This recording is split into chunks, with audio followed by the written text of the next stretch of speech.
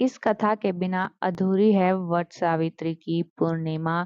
जरूर करें इसका श्रवण।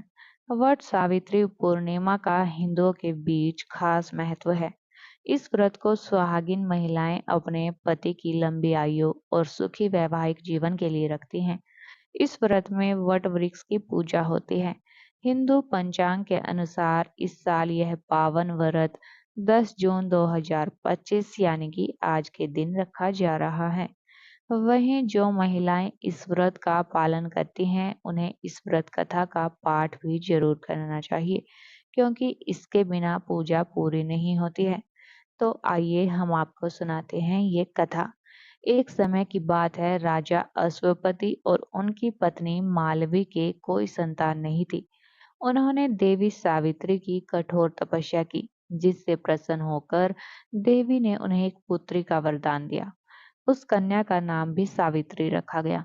सावित्री जब विवाह के योग्य हुई तो उन्होंने अपने पिता से एक साधारण युवक सत्यवान के साथ विवाह करने की इच्छा प्रकट की, जो कि एक वनवासी थे और उनकी आयु भी कम थी।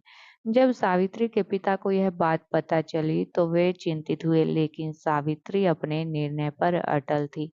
सावित्री और सत्यवान का विवाह हो गया और वे खुशी खुशी जीवन व्यतीत करने लगे। सावित्री को ये बात अच्छे से पता थी कि सत्यवान की उम्र ज्यादा नहीं है, इसलिए वह हमेशा अपने पति की रक्षा के लिए प्रार्थना करती रहती थी।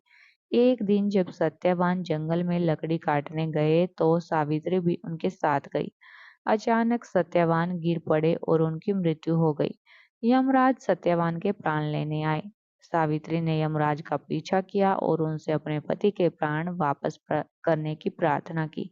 सावित्री की भक्ति और पतिव्रत धर्म को देखकर यमराज ने सावित्री को कई वरदान दिए।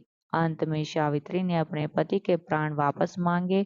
यमराज ने सावित्री के पति सत्यवान को जीवन दान दे दिया।